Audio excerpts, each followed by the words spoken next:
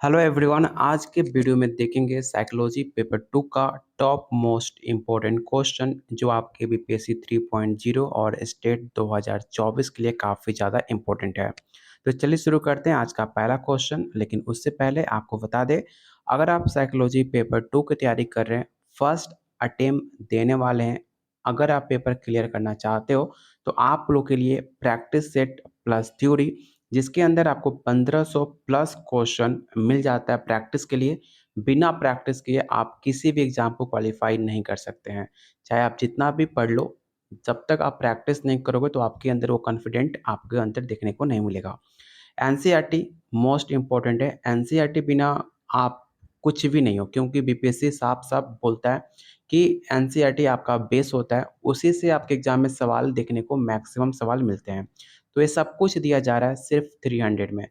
लेने में इंटरेस्टेड हो, आप मुझे इस नंबर पे व्हाट्सएप कर सकते हो। साथ में आपको गाइड किया जाएगा कि कैसे आपको अपनी पढ़ाई को स्टार्ट करना है, कैसे आप फर्स्ट अटेम्प्ट में पेपर क्लियर कर सकते हो। कोई भी डाउट होता है आपके मन में, कोई भी क्वेश्चन हो, आप मुझे डायरेक्टली पूछ सकते हो। इस नंबर पे आपको हेल्प दी जाएगी। चलिए शुरू करते हैं आज का पहला क्वेश्चन। पहला क्वेश्चन है, किसने कहा कि डिसीजन न्याय और निष्पक्षता के सार्वभौमिक सिद्धांत पर आधारित होते हैं? तो मैंने कई बार आपको बता चुका हूँ, लेकिन सबसे पहले ऑप्शन देख लो। ऑप्शन है क्रोल, ऑप्शन बी है एस्क्वाय, कोलरबर्ग या ऑप्शन डी है वाकर। बात कौन करता है? मैंने कई बार आपको बताया भी है कि डिसीजन को लेकर, न्याय को लेकर, प्रिंसिपल इन्वर्सल को लेकर हमेशा बात करते हैं कोलरबर्ग। और मैंने आपको काफ़ी डिटेल में बताया भी था नैतिक विकास का सिद्धांत, ठीक है? जो डिसीजन मेकिंग, डिसीजन लेने के लिए बात करता है। तो इसका राइट आंसर होगा option C Kohlberg. Question number next है, निम्नलिखित में कौन अंतःस्थ प्रेरक का एक उदाहरण है? आपसे पूछा जा रहा है कि इंटरनल मोटिवेटर कौन सा एग्जाम्पल है इंटरनल मोटिवेटर का? पहला ऑप्शन है वेतन में वृद्धि। जब आपका, जैसे कि बिहार में जो टीचर हैं, जैसे कि मैं हूँ, अगर मुझे सैलरी जब आता है या फिर सैलरी में कुछ सैलरी में इंक्रीमेंट मिलता है, कुछ वृद्धि हो, तो आपको खुशी मिलती है। एक हद तक बोल सकते हो कि हाँ, अंदर से एक खुशी मिलती है कि मेरा सैलरी बढ़ गया। दूसरा ऑप्शन है प्रमोशन। प्रमोशन भी एक आपका खुशी की वजह होता है। कोई भी आप जॉब कर रहे हो या बिज़नेस कर रहे हो, अगर उसमें कुछ प्रमोशन होता है, कुछ प्रॉफ़िट होता है, तो आपको एक खुशी मिलती है। अच्छी तरह से संपन्न किए गए कार्य में संतुष्टि। और ऑप्शन डी है कार्य करने की उत्तम दशाएँ। अगर, जैसे कि बीपीएससी में एक ऑप्शन होता है, स्टेट में तो 4 ही ऑप्शन होते हैं, लेकिन बीपीएससी में ऑप्शन ई होता है कि 1 से अधिक। अगर बीपीएससी में ऐसा ऑप्शन दिया हो 1 से अधिक का, तो आप ऑप्शन ई को टिक आउट करना, क्योंकि इसमें 1 से अधिक आंसर सही है। अगर इसमें ऑप्शन डी दिया होता ऑल ऑफ द अबव, तो हम ऑप्शन डी टिक आउट करते ऑल ऑफ दिस, क्योंकि इस चारों ऑप्शन आपके सही हैं, जो अंदर से आपको सैटिस्फाई करे, इंटरनल मोटिवेट करे आपको और आगे मेहनत करने की। लेकिन आपके पास 4 ही ऑप्शन है इस ऑप्शन में, तो सबसे बेटर ऑप्शन को आपको चुनना है, जो है आपका ऑप्शन सी। अच्छी तरह से संपन्न किए गए कार्य में संतुष्टि। ऐसे सिर्फ़ कहने की बात है, ऐसा कोई फ़ॉलो नहीं करता। लोग बोलते हैं कि काम अच्छे से करो, आपको फल मिलेगा या फिर आपको भगवान कुछ करेंगे, वो तो होता ही है, लेकिन हर काम के पीछे अपना एक सेल्फ़िश होता है, पैसा होता है। आजकल पैसे के लिए लोग हर काम करते हैं, तो उसको आप झुठला नहीं सकते हो। तो बस ये कहने की बात है, लेकिन जो आपका आंसर ऑफ़िशियल आंसर माना गया था, आपको उसी को आंसर मानना पड़ेगा। तो इसका राइट आंसर ऑप्शन सी होगा। और आप लोग को भी मैं बोल रहा हूँ, पढ़ाई करो, अच्छे से पेपर तैयारी करो और बिहार में नौकरी लो, अच्छी सैलरी है। बिल्कुल भी आप, इतनी सैलरी मिल रही है, मतलब अदर स्टेट से काफ़ी कम है, लेकिन इतनी सैलरी है और इतना ज़्यादा प्रेशर नहीं होता टीचर पे काम करने को लेकर। लेकिन फिर भी आप अच्छा खासा एन्जॉय करोगे, अच्छी सैलरी है, हर अच्छी एक लाइफ़ आप एन्जॉय कर सकते हो। तो मेहनत से पढ़ाई करो, कुछ दिन की बात है, कभी भी आपका पेपर का डेट डिक्लेयर हो सकता है। पेपर क्वालीफाई करो और बिहार में नौकरी लो, बहुत मज़े की नौकरी है, काफ़ी आपको खुशी मिलेगी। क्वेश्चन नंबर आपका नेक्स्ट है, निम्नलिखित में कौन-सा एक क्षेत्र संज्ञानात्मक व्यवहार अध्ययन से सीधा संबंधित नहीं है? आपसे पूछा है नॉट डायरेक्टली इन्वॉल्व, ठीक है? Organisation behaviour studies. क्या वो राजनीति शास्त्र है? विधि शास्त्र है, समाज शास्त्र है या ऑप्शन डी है मनोविज्ञान। ये क्वेश्चन जिस पेपर में पूछा गया था, वहाँ की सरकार ने इस क्वेश्चन को हटा दिया था, ठीक है? लेकिन जो इसका ऑफ़िशियल आंसर था, ऑप्शन बी था लॉ, विधि शास्त्र। यहाँ पर देख सकते हैं कि इस प्रश्न ने आयोग को हटा दिया था। मैं बार-बार क्यों कहता हूँ कि जो क्वेश्चन मैं आपको करा रहा हूँ, ये सारे आपके एग्ज़ाम के पूछे हुए सवाल है साइकोलॉजी का और मैक्सिमम चांस है आपके एग्ज़ाम में आने का सवाल है। मैं आपको बिल्कुल भी फालतू क्वेश्चन ऐसा नहीं कराता हूँ जो आपके एग्ज़ाम में पूछे ही ना जाए, कोई चांस ही ना हो। आपको जितना भी मैं नोट्स आपको देता हूँ या फिर कोई भी क्वेश्चन आपको वीडियो में कराता हूँ, हर एक क्वेश्चन काफ़ी इम्पोर्टेंट होता है और मैं आपको इसलिए बार-बार बोलता हूँ कि हर एक क्वेश्चन को लास्ट तक देखना। एक भी क्वेश्चन मिस मत करना। आपको भी नहीं पता, मुझे भी नहीं पता कौन से क्वेश्चन आपके एग्ज़ाम में डायरेक्ट देखने को मिल जाए। इसलिए हर एक क्वेश्चन को बिल्कुल मिस मत करना। बार-बार क्वेश्चन को प्रैक्टिस करो। अगर आपके पास नोट्स नहीं है, तो मैंने मैक्सिमम क्वेश्चन मैंने अपने यूट्यूब चैनल पे करा चुका हूँ। उस वीडियो को भी आप देखते हो बार-बार, तो आप एक अच्छे प्रैक्टिस कर सकते हो। अगर आपके पास टाइम है, थोड़ा बहुत ₹300 तो हर किसी के पास होता है। अगर उतना भी अपने ऊपर खर्च करना कर सकते हो, तो नोट्स लेकर बार-बार उसे प्रैक्टिस करो। इतना तो सैलरी लेने के लिए, इतना बिहार में नौकरी लेने के लिए इतना पैसा आप खर्च कर ही सकते हो। चलते हैं क्वेश्चन नंबर 64 पे।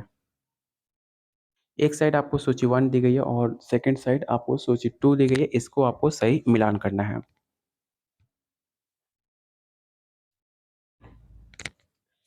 तो एक साइड आपका वैज्ञानिक का नाम है और दूसरे साइड उनका जो सिद्धांत उन्होंने दिया था, उस सिद्धांत का नाम लिखा हुआ है, तो इसको हमें सही मिलान करना है। ऐसे सवाल आपके एग्ज़ाम में मैक्सिमम सवाल पूछे जाते हैं, स्पेशली बीपीएससी में। ऐसा क्वेश्चन स्टेट में कम मिलता है, लेकिन हो सकता है इस बार पेपर में आपको मिलान करने वाला क्वेश्चन भी दे दे। लेकिन बीपीएससी में ऐसे क्वेश्चन 5 से 6 सवाल आपको देखने को हमेशा मिलता है। यकीन ना हो, जाकर मैंने ऑलरेडी बीपीएससी का प्रीवियस ईयर क्वेश्चन कराया हुआ है, उसे भी चेकआउट कर सकते हो।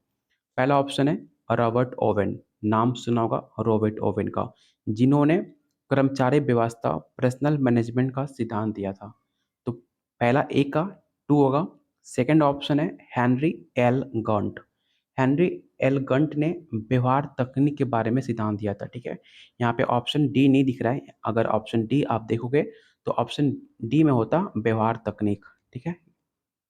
तो ऑप्शन बी का ऑप्शन 4 हो जाएगा और ऑप्शन सी है डब्ल्यू क्ले हैमर।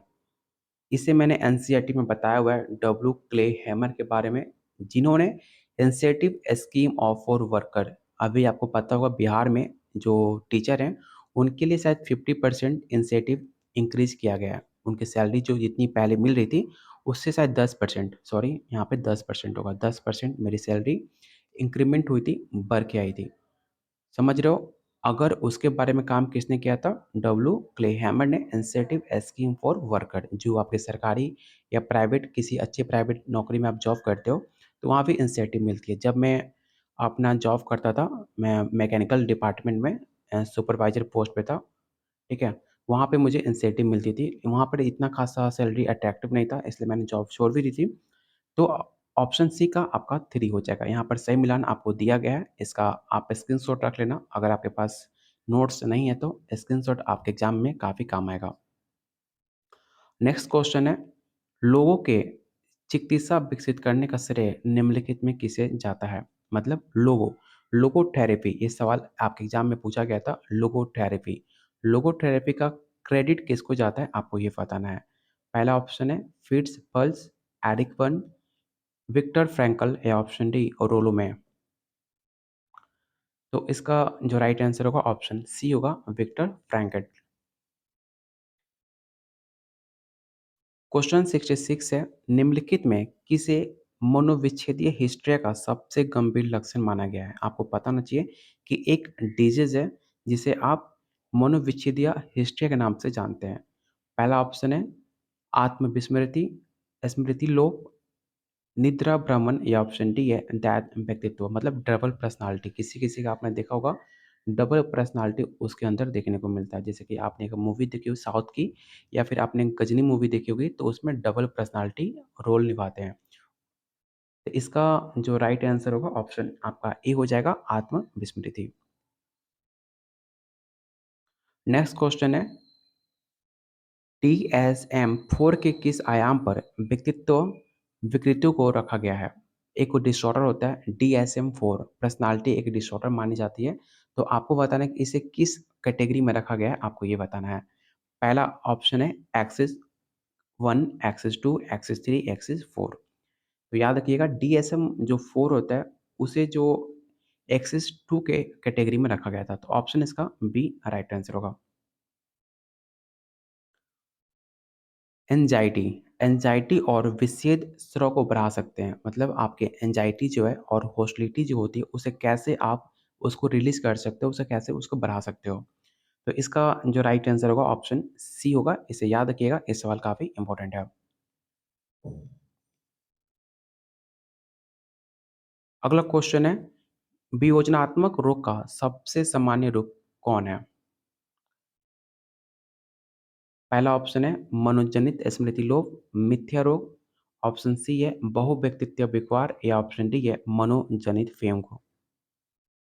तो इसका राइट आंसर ऑप्शन आपका ए हो जाएगा। ये सारे सवाल काफ़ी इंपॉर्टेंट है, इसमें एक भी क्वेश्चन मैं नहीं कह सकता कि आप इसे स्किप कर दो, इसे ध्यान से मत देना। हर एक क्वेश्चन काफ़ी इंपॉर्टेंट है और जब आप बीपीएससी का क्वेश्चन देखोगे, तो आपको हर एक क्वेश्चन काफ़ी इंपॉर्टेंट लगेगा आपके एग्ज़ाम के लिए। अगला क्वेश्चन है, अल्जाइमर रोग उन कोशिकाओं को उप विकास का परिणाम होता है जो उत्पन्न करती है। कल मेरे पास एक कॉल आया था, ठीक है? उनका नाम याद नहीं आ रहा, उनका नाम क्या था? उन्होंने अड्डा 24/7 का कोर्स लिया था, ठीक है? साइकोलॉजी का। उन्होंने मुझे बताया कि काफ़ी उनको पैसा पेमेंट करना पड़ा, अप्रॉक्स 7000 उन्होंने पेमेंट करा था। उन्होंने कहा कि मतलब सिलेबस कंप्लीट नहीं किया गया और उस बैच को बंद कर दिया गया। कॉल करने पे उनका कॉल रिस्पॉन्स नहीं दिया जा रहा है। उनका कहना है कि सिलेबस कंप्लीट हो गया, लेकिन उन्होंने बस मुश्किल से 2 महीने का क्लास चलाया था, जिसमें आपका जितना उन्होंने टॉपिक बताए थे कि मुझे इस आपको कोर्स में इतने सारे टॉपिक कवर किए जाएँगे, उन्होंने कुछ भी कवर नहीं करा। मुश्किल से 5 से 6 टॉपिक कवर किए। हफ्ते में 3 दिन क्लास चलते थे। सोच रहे हो, हफ्ते में सिर्फ़ 3 दिन क्लास और सिलेबस भी कंप्लीट नहीं, और आपको 7000 उन्होंने पेमेंट कर दिया। पैसे काफ़ी मेहनत से कमाए जाते हैं, मुझे पता है, और यहाँ पर 300 मैं आपको इतना कुछ दे रहा हूँ, साथ में आपको गाइड भी कर रहा हूँ। इतना कोई भी आपको पर्सनली कॉल, पर्सनली आपसे बात कोई नहीं करता। मैंने खुद जब मैंने अपनी तैयारी की थी, तो मैंने झूठ नहीं बोलता, ठीक है? मैंने खुद अपनी तैयारी ऑफ़िसर अकेडमी से की थी। यकीन मानो, मैंने मुश्किल से 1 महीने या 25 दिन मैंने क्लास किए थे, फिर मैंने अपना क्लास स्किप कर दिया। क्योंकि मैं खुद मुझे लगा कि अगर मैं यहाँ पर क्लास रेगुलर कंटिन्यू करूँ, इतने सारे उन्होंने मुझे रिकॉर्डिंग क्लास भेज दिए थे, इतने सारे रिकॉर्डिंग क्लास उनके ऐप पे अवेलेबल थे। उन्होंने कहा था ये सारे क्लास आपको देखने हैं, आपका सिलेबस कंप्लीट हो जाएँगे। बाकी जो रेगुलर आपके यूट्यूब पे या फिर 1-2 क्लास ऑनलाइन हुआ करता था, आप उसे देखो। ऑनलाइन क्लास होता क्या था, बस जैसे यूट्यूब पे आपके क्वेश्चन आंसर होता है, वैसे ही ऑनलाइन क्लास में क्वेश्चन आंसर करा रहे थे। अब बाद में आप देखोगे उसी वीडियो को यूट्यूब पे पोस्ट भी कर देते थे। मतलब उसी वीडियो को ऑफ़लाइन भी ऑनलाइन पोस्ट कर देते यूट्यूब पे। मतलब मैंने कोर्स लिया था एप्रॉक्स 4045 में, कुछ ऐसे ही 4500 का कोर्स मैंने लिया था। मेरा पैसा बिल्कुल वेस्ट था। मैंने इस बीच में स्किप करके मैंने खुद से अपना सेल्फ स्टडी किया, ठीक है? मैंने जो भी मुझे इम्पोर्टेंट लगे, मेरा एक फ्रेंड था जिसने ऑलरेडी पेपर बिहार में टीचर था, उसको हेल्प से, और मेरे पास एक्सपीरियंस थे। क्योंकि मैंने इतनी सारी पढ़ाई की हुई है, तो मुझे आइडिया था कि हाँ, मैं क्वालीफ़ाई कर सकता हूँ। इसलिए मैं बोलता हूँ कि जो बेटर आपको गाइड कर पाए, पैसे के पीछे मत भागो, जो बेटर गाइड कर पाए। अगर आपके पास ऐसा कोई इंसान है जो काफ़ी एक्सपीरियंस है, या फिर किसी टीचिंग डिपार्टमेंट में या फिर किसी सब्जेक्ट में काफ़ी अच्छी पकड़ है, तो आप उससे कॉन्टैक्ट करो, वो आपको अच्छा गाइड कर पाएगा, आपको अच्छा समझा भी पाएगा। किसी भी बड़े इंस्टीट्यूट को देखकर, बड़ा-सा प्रचार देखकर, उसका ऐड देखकर आप लोग बहको मत, उसमें एडमिशन लेने की कोई ज़रूरत नहीं है। डेमो क्लास भी देते हैं, डेमो क्लास वो देते हैं जिसमें काफ़ी ज़्यादा एक्टिवली पढ़ाते हैं, बस डेमो तक ही होता है। उसके बाद अगर वो अच्छे होते हैं, उनको रिफंड पैसा देना चाहिए, कि अगर बच्चा सैटिस्फाई नहीं होता है, मिनिमम 50% डिस्काउंट तो दे ही सकते हैं, मतलब 50% वो पैसा रिफंड कर सकते हैं, लेकिन ऐसा कोई भी इंस्टीट्यूट नहीं करता है।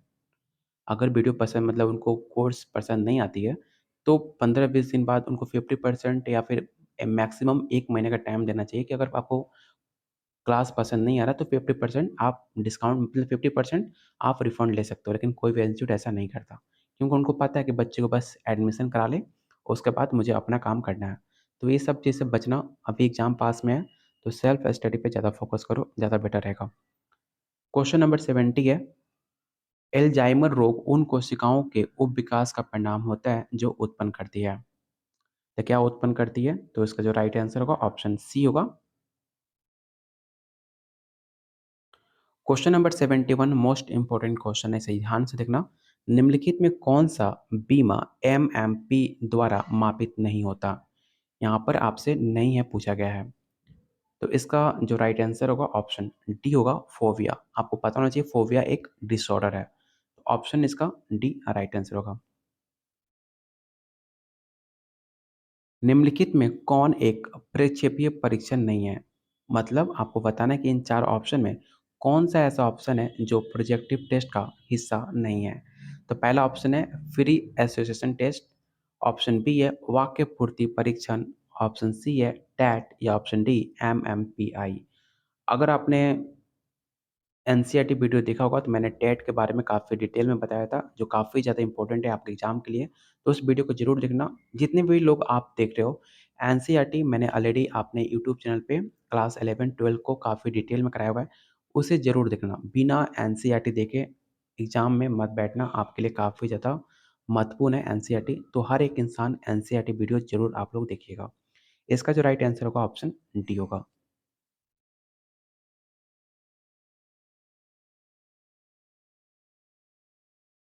अगला क्वेश्चन है, यूं के अनुसार कला, धर्म, मिथक और ड्रामा व्यक्तित्व के प्रक्रियात्मक लिए महत्वपूर्ण है क्योंकि आपको पता होगा यूंग ने व्यक्तित्व के सिद्धांत बताए थे, उसके काफ़ी टाइप बताए थे। मैंने ऑलरेडी इसके बारे में काफ़ी डिटेल में एनसीईआरटी के चैप्टर में मैंने कंप्लीट करा हुआ है। ये सब कुछ उन्होंने बताया था किसमें। तो इसका जो राइट आंसर होगा ऑप्शन सी होगा, are symbol that appeal to basic archetypes. Option C आपका राइट आंसर होगा। निम्नलिखित में कौन फ्रॉइड के मनोलैंगिक विकास अवस्थाओं का सही क्रम है? आपको बताना है कि फ्रॉइड ने कौन से साइकोसेक्सुअल डेवलपमेंट के स्टेज बताए थे। तो काफ़ी बेसिक सा क्वेश्चन है और ये काफ़ी इंपॉर्टेंट है। आपके एग्जाम में ऑलरेडी पूछा भी गया था। जो पहला ऑप्शन होता है ओरल, अनल, फैलिक और जेंटियल। ठीक है, ऑप्शन बी। लक्ष्य प्रवणता का संबंध किस सिद्धांत से है?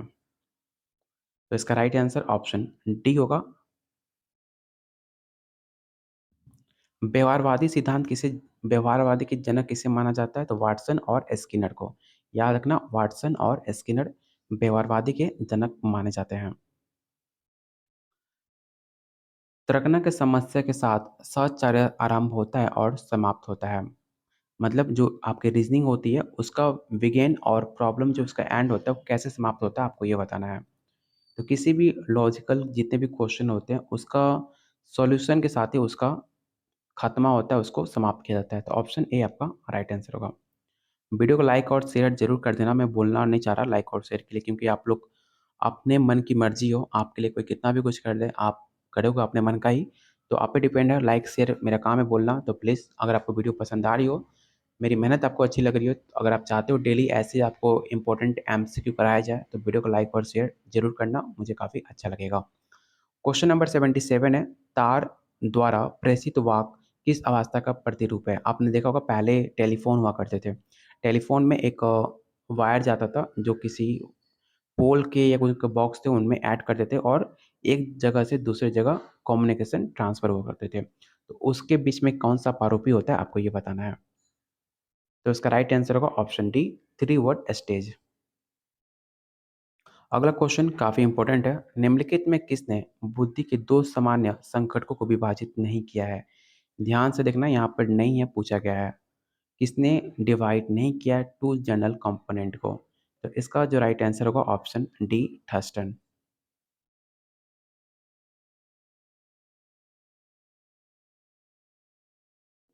क्वेश्चन नंबर 79 है, धुनर्थी गति अप्रेक्षण अनुभूति को प्रभावित करने वाला चर कौन से हैं? पहला ऑप्शन है सिर्फ प्रकाश, दीप्ति, चमक की तीव्रता। ऑप्शन बी है प्रकाश, दीप्ति और चमकने के बीच समय अंतराल को पृथक करने वाली भौतिक दूरी, या ऑप्शन सी ए और बी, या ऑप्शन डी इनमें से कोई नहीं। तो इसका राइट आंसर ऑप्शन आपका सी होगा, बोट ए और बी दोनों। अगला क्वेश्चन है, मस्तिष्क का कौन सा भाग कुशलता संबंधी गतियों के लिए जिम्मेदार है? ये सवाल काफ़ी इंपॉर्टेंट है। याद रखना इसका जो राइट आंसर होगा ऑप्शन डी सेरिबेलम। काफ़ी ज़्यादा इंपॉर्टेंट है सेरिबेलम। मैंने ऑलरेडी आपको एनसीईआरटी में कराया हुआ है।